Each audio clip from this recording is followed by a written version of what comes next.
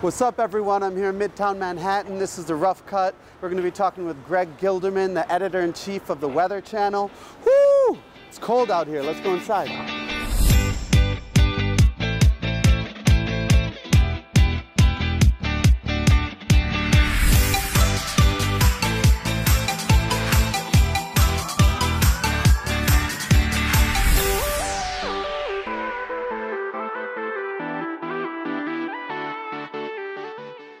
So, here we are. How's the weather? Two guys who pivoted to video a long time ago. When did you pivot to video? When did I pivot to video? I pivoted to video in 2003. 2003. Digital video? Digital video. Before, and then when it came up, I just did a talk about that. And then when I put it up on the website of the magazine I was working with, it was like A real player? one inch square pixelated. 1 inch square. Who would ever want to pivot to that? And here we are. Here we are. Yeah, and Weather Channel. Yeah. It's not just the company you see on your iOS when you go to weather. You see that it's Weather Channel shows up. They power that. We do power that. They do a lot of crazy things. They're owned by IBM. International Business Machine. Yes, IBM. Yeah, that's so. How does that kind of work? How does that? Well, there's a long, complicated explanation or a really short one. Simple. The simple one is the Weather Channel, TV network, and digital assets used to be one company. Mm-hmm. And IBM came in and bought the digital assets, which included the website, the app, the B2B weather company, and I believe Byron Allen, the media mogul, owns the TV network. Mm-hmm. So we have a good partnership, which we can talk about if you want, but actually owned by two separate companies. Yeah, yeah, and they have a huge mobile audience because you own weather.com, which shows up everywhere. So they actually can be arguably have a bigger mobile audience than CNN, ESPN. Right. They are a lot bigger than you probably think, and yeah. So what? And we're making videos. Yeah, you're making videos. So tell me about that kind of progression. You started with clearing the kind of verifying the viral videos about weather and other types of things that fit into your wheelhouse. Then you built up a original video operation, and now you just won an Emmy. That's right. How did that work? Well, before that, it started with us just clipping TV. Right? Fairly straightforward stuff. And I think that's the older way legacy media companies thought about websites. People weren't thinking about apps so much then. They say, well, the main show is TV, then you have a website over here, and the job of the website is to help TV get ratings or promote stuff. And the best way to do that, according to the TV way of thinking, was, well, take clips, stick them on the website. There's no difference between a digital audience and a TV audience, so that's your mission. So we said, well, we actually think people are a little bit different who are consuming digitally, so we're going to change things around a bit. So we built up a production staff, which operated basically out of a broom closet for a couple of years, and it grew and grew and grew, and now we have about 40, 50 people, plus freelancers doing original video, articles, meteorology. We have our own staff to support basically 24 hours of original production. Yeah, data journalism. And it's mostly in Atlanta? You're originally based in Atlanta, but we're here in Midtown. We're here in Midtown, yeah, Midtown. So, so the main production facility is in Atlanta, Georgia, and but there's production up here too. So there's digital producers, writers, editors up here as well. Mm-hmm. And so, yeah, that's like kind of the normal transition from a TV company. Weather Channel is like a 30-year-old TV company, so you have the content, you cut it out, you put it out. Then you've also, you have the audience, you have the scale, so you can put out the viral type, the videos of that were uploaded, user generated, and then you have how do you kind of decide when to do an original story? How do you think about your original stuff? Well, the first problem we ran into was TV basically and this is fine, this is their business model. They want you to kick back and watch for a long time so they can have those commercial breaks. So the problem we had with clipping TV is a couple meteorologists are on at 2 in the afternoon and they're just kind of talking and trying to be funny, or whether they're trying to be serious or funny, they kind of are having a meandering conversation, and it's great TV. But if you're on weather.com or in an app, you really want to sit through 6-7 minutes to get the information. Maybe they'll go to a map, maybe they won't. What we found was we want to start with footage of whatever the major event is, have the footage take you in, then go to a meteorologist who's going to really succinctly tell you what's going on, maybe show you a little more footage, and then he or she's out. So basically, if you watch that with the sound off, you'll get the story. Yeah. And then you'll get on to the next video before, you know, I don't know what the attention span is at now, but it's not 6 or 7 minutes. We think it's about a minute. Yeah. You know, people So might it's say more we're a to the little point, long. yeah. So we went really short with the meteorology and visually driven.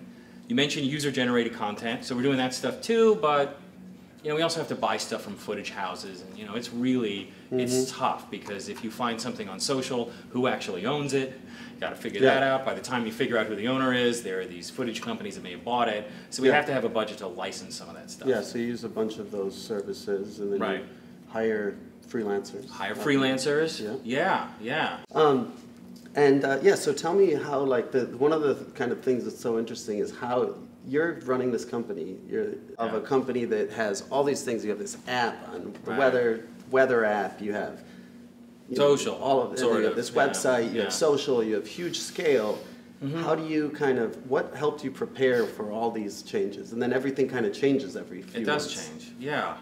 How much vertical video are you shooting now? I'm doing it on my Instagram stories. On your Instagram story, yeah. I'm doing my own vertical video. Yeah, you know, it's funny. Do you remember people would say, turn your phone sideways if you're going to shoot something? Yeah. Like now we're like, no, vertical's great. Yeah. So we're moving towards vertical video. But yeah, that's, you know, maybe that was a long time coming, but that's in our app now. So how do we change a lot? Well, we don't change the fundamentals of what we're trying to do, which is treating weather like important news and creating local forecasts and national forecasts. But we try to really stay on top of whatever the flavor of the month is in terms of how people think you should run a digital media company. So, for example, we pivoted out of Facebook before a lot of people did. Yeah. And we had, I mean, we can get into this, but we had, you know, 6-7 verticals in more than one language, producing about, 40 videos a day for Facebook. Yeah. But, we looked at those numbers and, there was not a lot happening in terms of revenue, and it didn't seem like Facebook was particularly interested in helping us figure that out, so we just stopped. And that was that kind of 2016 type, exactly, kind of craze, Facebook video and Facebook Live. And then it was 360 video for Facebook for a while. Yeah. And so you basically have been hitting every trend, but recognizing that it's a trend. Yeah, or and it also may just be short-lived. using kind of basic business skills, like or not even a business skill, but like so take 360 video. What is the difference in an ad rate for a 360 video that you watch online versus a traditional video? It's the same because there's no infrastructure to feed fancy VR or 360 video. So you can spend a ton of money to make one video, and the ad rate's going to be the same as if you had just shot, like for us, a forecast video in the studio that people really want to know about because maybe it's about a hurricane coming or something like that. So we had to look and say, okay, if it's essential to the story, and we can talk about some of the documentaries we've worked on together. Yeah, absolutely. We did a piece on Lake Okeechobee, which was nominated for an Emmy, and it was all about red tide and algae and pollution. We had an amazing camera operator go actually into the lake, shoot all the stuff that's going on in 360. So that really helped tell the story. But I mean, to just day in and day out do that, I mean, maybe it's easier now than it was a year or two ago, but it's hard to justify the resources on that when you have like breaking news, documentaries, features, all these things you want to do. And those are branded, or those are just sort of? No, that's straight journalism. So yeah, we did some branded stuff too. So we have a branded studio, and that's kind of as it comes. We'll work with folks out there like yourself to do those kind of one-off projects. But the bread and butter of what we do, short form, breaking news, forecasts. All right, so let's give like a little bit of kind of context. So you guys launched a bunch of kind of loose definition of weather coverage.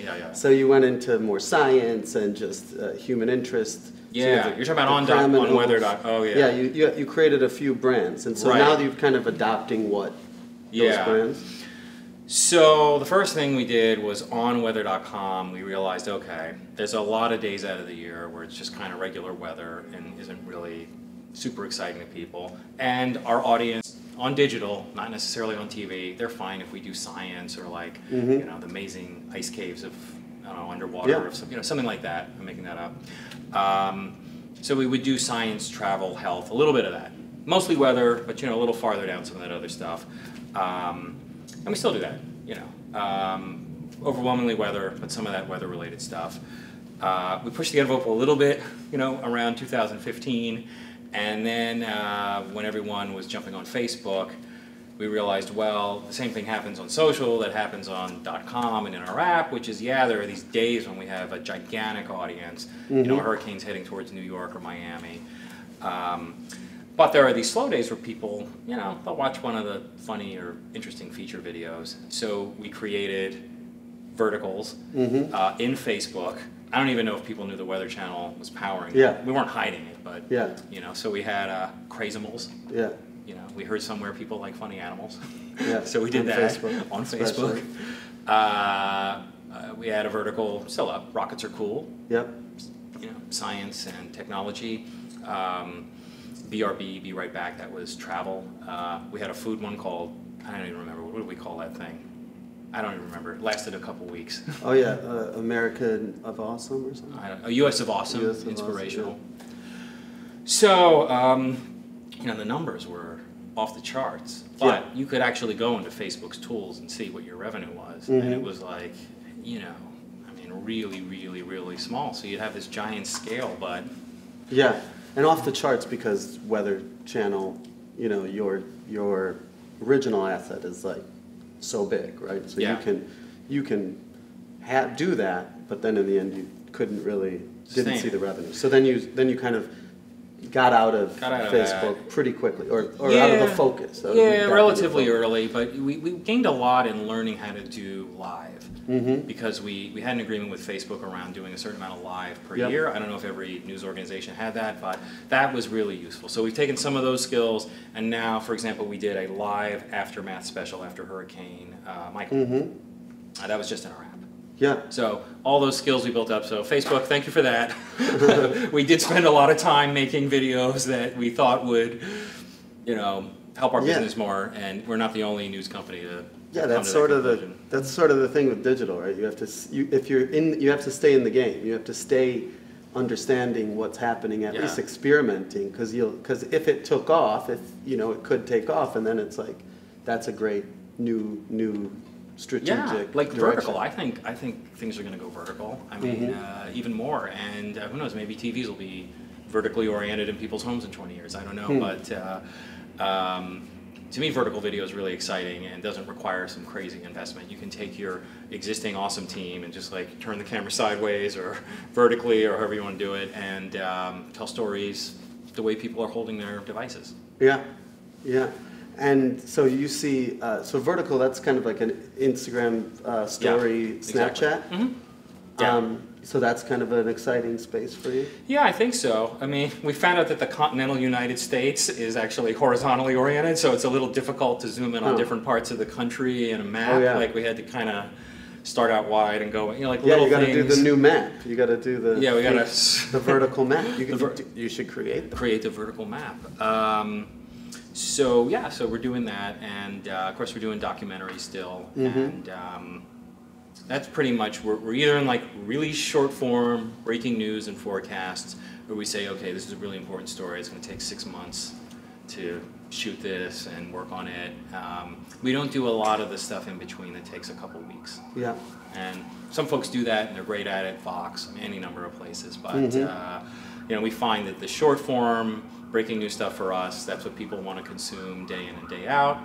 And if there is an important story, an environmental story,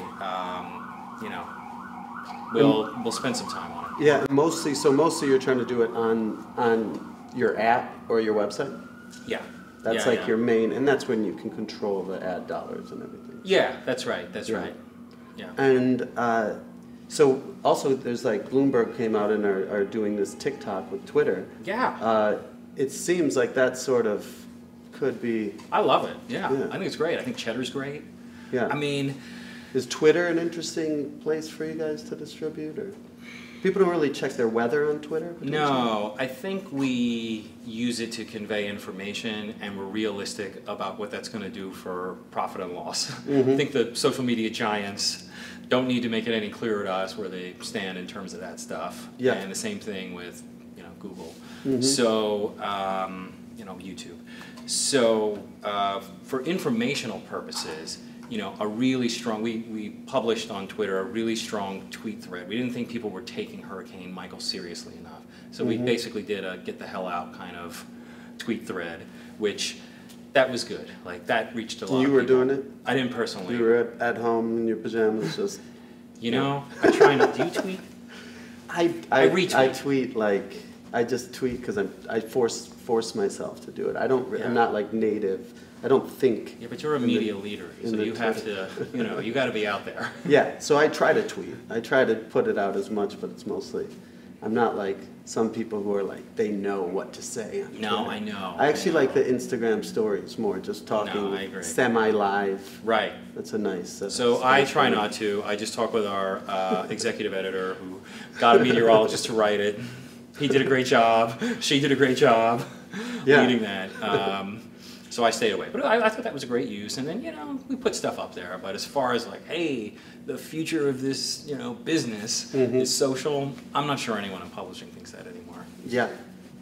That's fascinating. And so what are the things that have worked when you hire like freelance filmmakers? Like that's sort of the after, the human interest side of it. That's what kind of are the things that they can focus on to tell stories for you? Wow. Well, there are the folks who they like to be called storm hunters. The public calls them storm chasers. Yeah. So I don't think you're in that business, actually. Yeah, okay, so that's a tough one. So we go to the specialists and we talk to them about where they're going to go, and they kind of understand the safety situation, what they need with them, the vehicle they should have. They're experienced.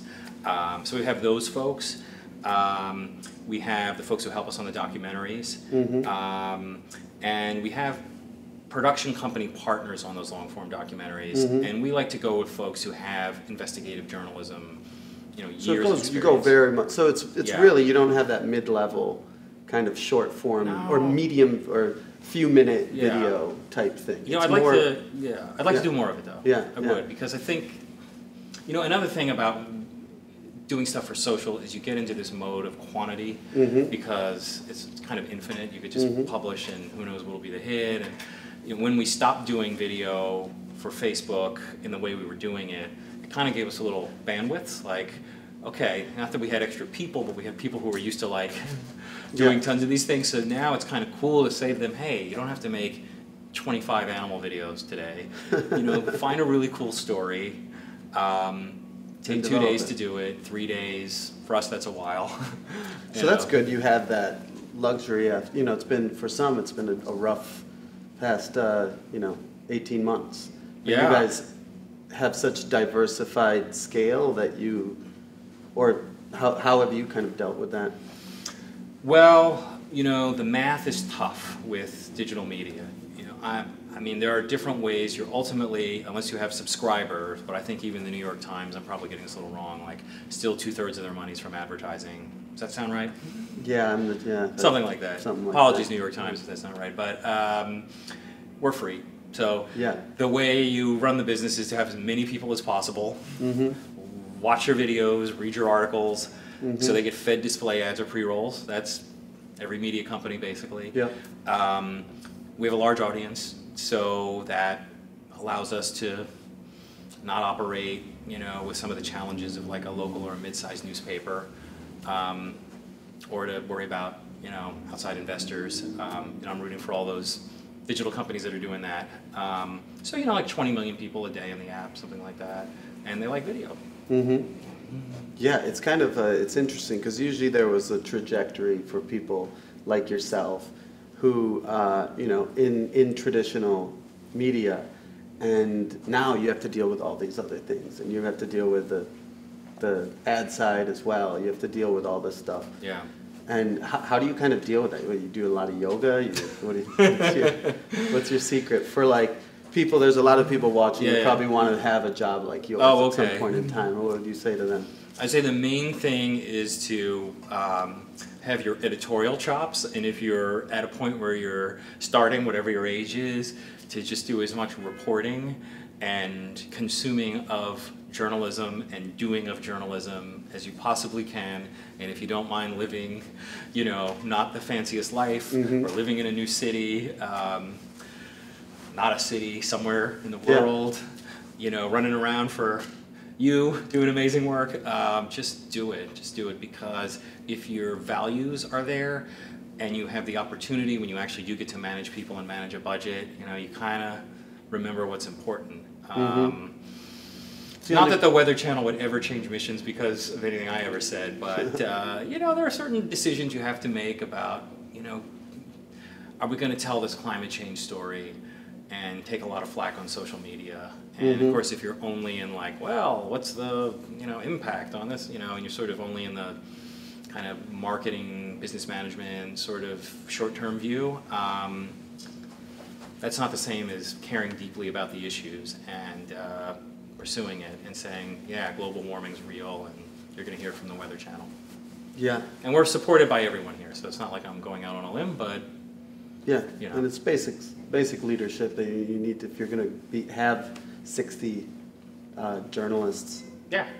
You're leading. You have to know what you're talking about. I hope so. Yeah. So tell us about The Source. You just won the Emmy. Right. What was it, the Emmy for what? That, I'm going to get it. It's a really long category. It's like best business, economic, something reporting. Yeah. And it's like a 30-minute documentary. Yeah. It's really well done. You did it in a kind of conjunction with Telemundo. You had Spanish and English. And the Investigative Fund. Okay. So we brought a lot of people together. Okay. Efren Films, which is a production company. Yeah, so in general, when we do these big investigations, you kind of got to see what you're really good at and be realistic about what your budget is. And what we found is that by going to a nonprofit investigative organization like Center for Public Integrity, Inside Climate News, or in this case the Investigative Fund, you know, they are looking to partner with media companies. Yeah. So that's a great match. Like, their donors like it. Yeah. When they say, oh, Telemundo and the Weather Channel. So you got a lot of distribution there. Yeah. So they can actually help you with some of that boots on the ground. They have reporters with a lot of experience. It's hard, unless you're 60 Minutes, to send a video producer and crew out for weeks and weeks. I don't think 60 Minutes can do it anymore. Yeah, as I was saying that, I was like, can they do that? Even send one producer for us. Yeah. So that's where these great nonprofits, and they're new too, right? Like, we didn't have these 15 years ago. ProPublica, there's a lot of them. They're really vital right now. So you team up with them. Develop the idea. And they hit the ground running with their awesome, you know, most of them are, award-winning print reporters. So they're going to do all that important work, and we found it's good to come in around when that print reporter would have a rough draft. Yeah. Like, a lot of work's been done, and then our producers who are experienced storytellers too. And the visual side comes in. The visual side comes in, and you can kind of block out your interviews. You know who you're going to talk to. We credit those print reporters as producers, so they know that they're super important too. Producers. And then, you know, to be honest, I wish we had the money for all these documentaries, but partnering with Telemundo. Like, if they have enough to do a little bit and we have enough, you know, we come together. Yeah. Yeah, and so in that case, we had a Spanish language version, which won the Best Spanish Investigative Emmy 2 years ago. And then the English language one, for weird reasons, one was released in December, one in January, different years. Oh, okay. So actually, that's a good way to play it. Well, you know, we didn't think that at the time, but it turns out. So that's how that works. So that was a lot of people coming together, you know, to make something important happen.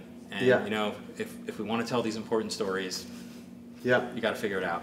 What do you see the next 18 months?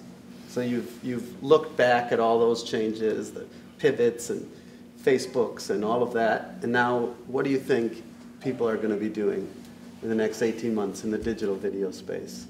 Does anyone ever answer that well? Like if you Some go back, Some people. Are they ever right? I don't know. I haven't checked yet. We just started. This is the rough cut. Yeah.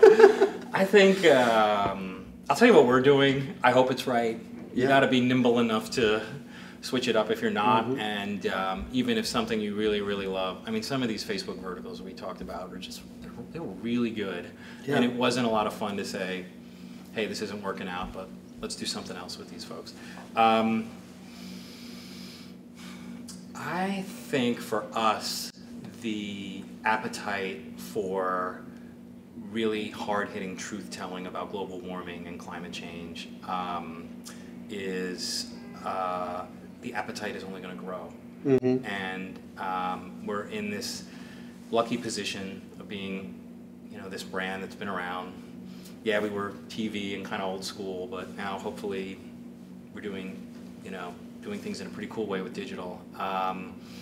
You know, there's a real thirst for that. People want to see the big media companies and brands not equivocate and take both sides on things where there actually is truth and falsehood, and they want things called out. You know, we have interesting tools to find that audience that, you know, I started out in TV. You certainly didn't have with Nielsen ratings. You know, you can kind of figure out, you know, what segment of your audience is really interested in eco-journalism. We send it out to everyone, but we're kind of thinking about ways like, okay, you know, here's this group of users that comes back and always clicks on our eco-journalism playlist. Should we maybe make a live show? Maybe we have a bigger audience than we thought, just around eco-news. So that's a far cry from viral videos, and maybe the opposite of what people say is the right video to do digitally. Yeah. But I think the appetite's there, and that's where we're investing. Awesome. You have any kind of last words for the editors, producers, production companies, freelancers out there? Yeah, I guess I'm just optimistic. Yeah. Yeah, like, I mean, I've been in video through the digital video through the financial crisis, through the social media stuff, and I think people want really good stories. And when they hear about, you know, whether it's CNN Great Big Story, or Vice, or some of these new, you know, ATTN, or some of these new stuff that I probably should know but don't even know about yet, people get excited. Yeah. So I'm optimistic, and I do hope, though, that we realistically understand just how challenging it is to have Google and Facebook receive 70% of the revenue in digital advertising, and conversations about how to not have that be the case help all of us in the media ecosystem. Yeah. Can we cut media? Can we cut to you smiling? How about you? You're dealing with all these companies. Are you an optimist? Yeah, I mean, everything. People want video more than ever, right? People are watching more video. People are more engaged in understanding and consuming information. So it's just, I think we just have to figure out what venue, what I'll say though? I don't know if you agree with this. I think people can tell when a robot made the video, and like the media company has just put it on top of the article to like get a video ad. Yep. So maybe I'll be proven wrong on this, but I think actual human beings coming together, even if they're doing it really quickly because it's breaking news, people know when there's a reason to have the video at the top of the article or the video in the app or whatever it may be. So, you know, first there was like not enough video, then everyone was pivoting. Yeah. Now we got a lot of bad video. Yeah. But if it's done right, and the story is visual, people like it. Yeah. So the stuff people share, the stuff people will organically say, this really touched me, are the stories that were done by humans that are looking at the truth and looking at it and saying, this is real and putting it out there with empathy, so then the viewer can see it with empathy, and that's really kind of. So what's going to happen to the robots making video? Yeah. Well, AI. Until AI comes, it's not there yet. We'll wait. I read somewhere that once AI can tell a joke, we'll know that we should be frightened. Then we should go back to sleep. Turn on the Weather Channel. That's right. That's right. Thanks a lot. Thanks. Until next time.